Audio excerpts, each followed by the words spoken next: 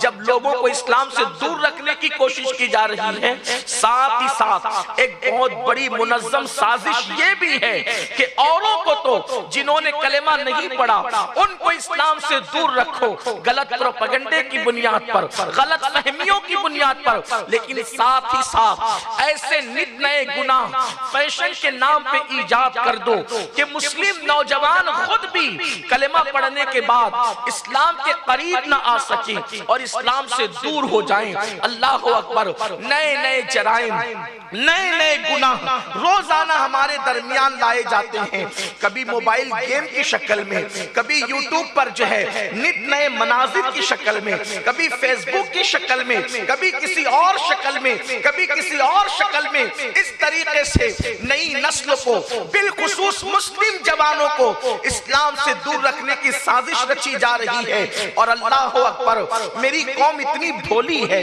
اتنی سیدھی سادھی ہے قوم مسلم کہ گناہوں کے دلدل میں فیشن کے نام پہ ڈوب گئے اور اپنے مذہب سے دور ہو گئے۔ اللہ اکبر، اگر عیسائی اسلام سے دور ہو تو بھی دکھ کی بات ہے، اگر یہودیوں کو یا مشرکین کو غلط فہمی کا شکار کیا جائے تو بھی دکھ کی بات ہے، مگر کلمہ پڑھنے کے بعد کسی کا نام عبدالسلام ہو اور وہ دین سے دور ہو، کسی کا نام عبدالرحمن ہو اور وہ دین سے دور ہو، کسی کا نام غلام مصطفیٰ ہو اور وہ دین سے دور ہو، تو کتنے اچھمبے کی بات ہے۔ آپ دیکھیں مسلمان اسلام سے کتنا دور ہو چکا ہے۔ اللہ اکبر، مسلمان کا تعلق اسلام سے رہ کیا گیا ہے الا ماشاءاللہ۔ اللہ اکبر، دیکھو کیا تعلق رہ گیا۔ اگر آج مسلمانوں سے پوچھو وضو کا طریقہ کیا ہے تو اکثر مسلمان بتا نہ سکیں گے۔ اللہ اکبر، مسلمانوں سے 5 کلمے پوچھو اکثر مسلمان بتا نہ سکیں گے۔ ایمان میں مجمل اور ایمان مفصل کا ذکر کرے تو کہیں گے یہ کیا چیز ہے۔ اب آپ مجھے بتائیں، مسلمان اسلام سے اتنا دور ہو گیا ہے۔ اللہ اکبر، اور آئیے میں آپ کو بتاؤں، آج مسلمان سفید داڑیاں ہو گئی ہے، بڑھاپا آ گیا ہے، لیکن اس کو کلمہ نہ آ سکا، اس کو قل هو اللہ کی صورت نہ آ سکی، اور کل مسلمانوں کا بچہ اسلام سے اتنا قریب تھا کہ اس کے جواب کو سن کر کے بڑے بڑے اہل دانش دنگ رہ جایا کرتے تھے۔ گھروں میں جو تربیت کا ماحول تھا، اسلام کا جو حسن تھا، جو دینی ماحول تھا، اس کی ایک جھلک دکھانا چاہتا ہوں۔ آپ دیکھیں، ہم مسلمان تو ہیں لیکن اسلام سے دور ہو گئے، مسلمان تو ہیں مگر اپنے دین سے دور ہو گئے۔ اور اچھی طرح یاد رکھنا، یہ اسلام ہی ہے جس نے عرب کے بوریا نشینوں کو قیصر و کسریٰ کا تاجدار بنایا ہے۔ یہ اسلام ہی ہے جس نے گمراہوں کو آسمان ہدایت کا تارا بنایا ہے۔ یہ اسلام ہی ہے جس نے خود فراموشوں کو اللہ کی معرفت عطا کی ہے۔ یہ اسلام ہی ہے جس نے دنیا کو ترقی کا شعور عطا کیا ہے۔ آپ سے پوچھنا چاہتا ہوں، اسلام کے آنے سے پہلے دنیا کے حالات کیا تھے؟ یہی نہ کہ بچیاں بیوہ ہو جائیں تو شوہر کی چتا پر زندہ جلا دی جاتی تھی۔ بتاؤ، بیٹیوں کو زندہ جلانے سے روکا کس نے ہے؟ اسی کو مذہب اسلام کہتے ہیں۔ اسلام کے آنے سے پہلے بچیوں کو زندہ دفن کیا جاتا تھا۔ بتاؤ، بیٹی میرے جگر کا ٹکڑا ہے، یہ باپ کہہ کر کے بیٹیوں کی عزت کو کس نے اوپر کیا ہے؟ کس نے بلند کیا ہے؟ وہ اسلامی ہے۔ عورتوں کو جوئے میں ہار دیا جاتا تھا، بیوی تیرے گھر کی جنت ہے، یہ تصور کس نے دیا ہے؟ یہ تصور اسلام نے عطا فرمایا ہے۔ لیکن اللہ اکبر، آج ہم اسلام کی قدر نہیں کر رہے ہیں، اسلام سے کوسوں دور ہیں۔ لیکن آؤ، آج ہمارے بوڑھوں کو بھی اسلام نہیں پتا، آج ہمارے جوانوں کو بھی اسلام نہیں پتا۔ اور ایک وقت وہ تھا، ہمارے چھوٹے چھوٹے بچے، ان کی تربیت گھروں میں کیسے کی جاتی تھی کہ ان کو اسلام کتنا معلوم ہوتا تھا، ان کو دین کتنا معلوم ہوتا تھا، ان کو دین کی اہمیت کتنی پتا ہوتی تھی۔ آئیے اس کے ایک جھلک دیکھتے ہیں اور اس کے بعد پھر آگے بڑھتے ہیں اور اللہ سے دعا کرتے ہیں، اے اللہ پھر وہی ماحول عطا کر دے، پھر وہی راتیں عطا کر دے، پھر وہی باتیں عطا کر دے، پھر وہی صبح عطا کر دے، پھر وہی شام عطا کر دے، پھر وہی ماں باپ عطا کر دے، پھر وہی اولاد عطا کر دے۔ اقبال نے رونا روتے ہوئے کہا تھا کہ اللہ اکبر، کہ بہت دکھ کے ساتھ ساتھ دل کو چوٹ کرتے ہوئے لاہور کے اس قلندر نے کہا تھا، خدا تجھے کسی طوفان سے آشنا کر دے، خدا تجھے کسی طوفان سے آشنا کر دے کہ تیری بحر کی موجوں میں اضطراب نہیں۔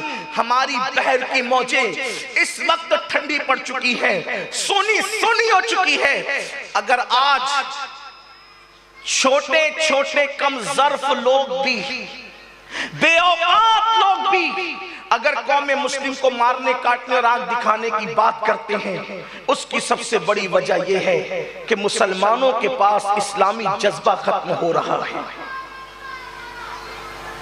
اگر ہمارے دلوں میں اسلام ویسے ہی بیٹھ جائے جیسے کل تھا، اللہ ہمیں پھر عروج عطا کرے، اس لیے کہ اسلام کو تھامنے والا کبھی گر نہیں سکتا۔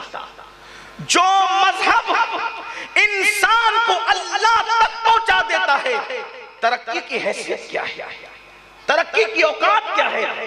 ترقی مسلمانوں کو ضرور ملے گی، دین کی طرف تو آئیں۔ وہ ایک جھلک جو بطور تمہید بتانا ہے، آج پوچھ لے مسلمانوں سے نماز کے فرائض کتنے ہیں، نماز کے واجبات کتنے ہیں، اکثر نہیں بتا پائے۔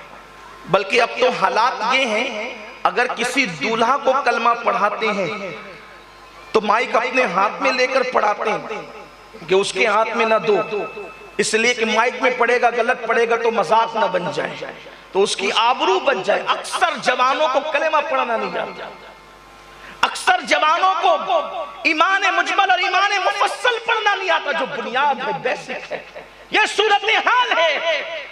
اکثر لوگوں کو غسل نہیں آتا، یہ ہے۔ اور آؤ کل کا ماحول کیا تھا؟ لوگ کہتے ہیں کل ہم بادشاہ تھے، کل ہم تاجدار تھے، کل ہم ترقی یافتہ تھے، لوگ ہمارے غلام تھے، ہم دنیا کے امام تھے۔ آج لوگ ہمیں غلام بنا چکے ہیں۔ کل اور آج میں فرق کیا ہے؟ ہم بدلے، دور بدلا، اور آج ہم بدلیں گے، پھر دور بدلیں گے۔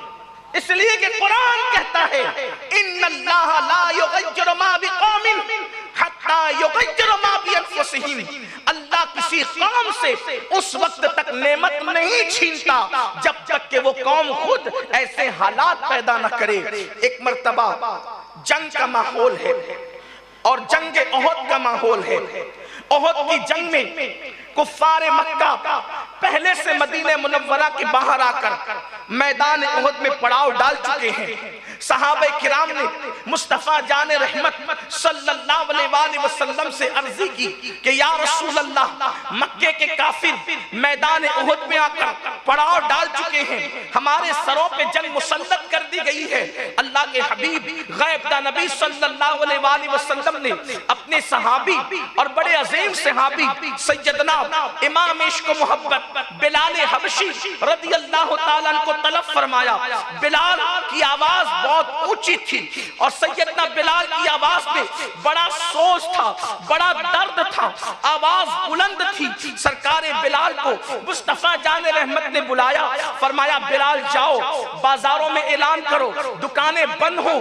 جان کی نظریں لے کر مصطفیٰ جان رحمت بلاتے ہیں، بلال جاؤ محلوں میں اعلان کر دو کہ اللہ کے حبیب نے فرمایا لوگ مصلی سے اٹھے، آنسوؤں کی سوگات اس وقت پیش کرنے کا وقت نہیں، چلو اب جان کی نظریں لے کر بارگاہ رسالت میں پہنچ جاؤ۔ اللہ اکبر، فرمایا سونے والوں سے کہو سونا چھوڑے، رونے والوں سے کہو رونا چھوڑے، اہل تجارت سے کہو تجارت چھوڑے، اور سب چھوڑ کر کے اب جان کی نظریں لے کر مصطفیٰ جان رحمت کی بارگاہ میں چلے۔ اندازہ کریں وہاں نماز کے لیے سر جھکانے کے لیے نہیں بلایا جا رہا تھا، وہاں اجتماع میں تقریر سننے کے لیے نہیں بلایا جا رہا تھا، وہاں پر اللہ اکبر کسی محفل کو سجانے کے لیے نہیں بلایا جا رہا تھا، بلکہ میں اپنے الفاظ کے جامع میں کہوں تو یوں محفل سجانے نہیں بلایا جا رہا تھا، زندگی کی بہاریں اجاڑنے کے لیے بلایا جا رہا تھا۔ اللہ اکبر،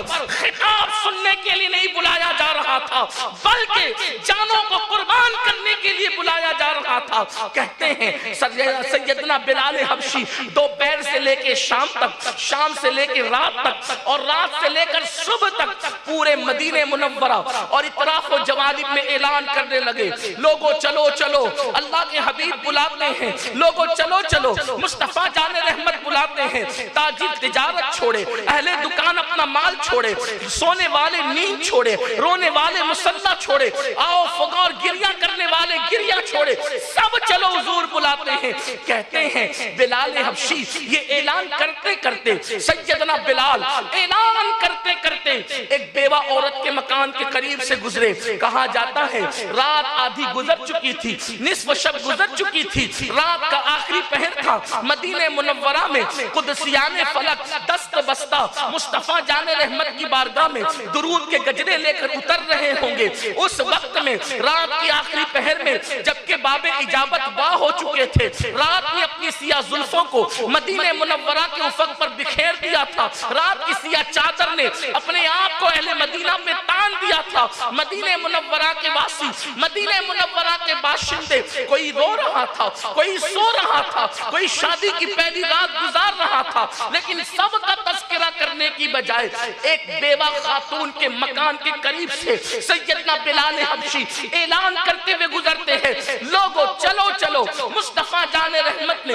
جان کی نظریں لے کر کے بلایا ہے۔ اللہ اللہ، بیوہ اٹھ کر کے بیٹھ گئی۔ ایک بیوہ عورت جو اپنے ایک لوتے بچے کو، جس کی عمر 4 یا 5 سال کی صرف، اپنی آگوش میں لے کر سو رہی تھی، بلال کی آواز نے اس کو بیدار کیا۔ وہ خاتون اٹھ کر کے بیٹھ گئی، اس کی آنکھوں میں آنسو آئے، صرف آنسو نہیں آئے، درد اور بڑھا، آواز بلند ہوئی، سسکیوں کی آواز نے اونچائی کی، سسکیوں کی آواز نے حد سے تجاوز کیا، اور جب سسکیاں بن گئی تو سسکیوں کی مالاؤں کے درمیان اچانک ننھے سے شہزادے کی آنکھ کھلی، جو صحابی کا بھی بیٹا تھا اور صحابیہ کا بھی بیٹا تھا۔ وہ خوش نصیب 4-5 سال کا بچہ، اس کے والد صحابی تھے جو شہید ہو چکے تھے میدان بدر کے اندر، اور اس کی ماں صحابیہ تھی۔ اللہ اکبر، ماں کی سسکیوں کی آہٹ نے اس ننھے سے بچے کو بیدار کیا۔ آنکھ کھلی، پہلا سوال ماں سے کیا، امی کیوں رو رہی ہو؟ رونے کا سبب مجھے بتاؤ، کیا میرے ابو کی تمہیں یاد آئی؟ جوانی میں اگر کوئی عورت بیوہ ہو جائے اور وہ رات کو روئے تو یہی سمجھ میں آتا ہے کہ اسے رلا کس چیز رہی ہے، کون سی چیز اس کی آنکھوں میں آنسو لائے ہوئے ہیں، کون سی چیزوں نے اس کی مزگاہ پر ستاروں کو جھلملانے پہ مجبور کیا ہے۔ رونے والی خاتون سے، ننھے سے 4-5 سال کا بچے نے سوال کیا، امی کیوں رو رہی ہو؟ رونے کی وجہ کیا ہے؟ ماں نے کہا بیٹے سو جاؤ، تم میرے درد کو سمجھ نہیں سکتے، ابو کی یاد رلا رہی ہے، سو جاؤ، تم میرے درد کو سمجھ نہیں سکتے۔ ماں نے کہا سو جاؤ۔ ننھے سے بچے نے جواب دیا، ماں یہ کیسے ہو سکتا ہے کہ میری ماں راتوں کو سسکیاں لے کر روتی رہے اور میں آرام سے سو جاؤں؟ میں تم سے معلوم کروں گا کہ تم کیوں رو رہی ہو۔ اللہ اکبر۔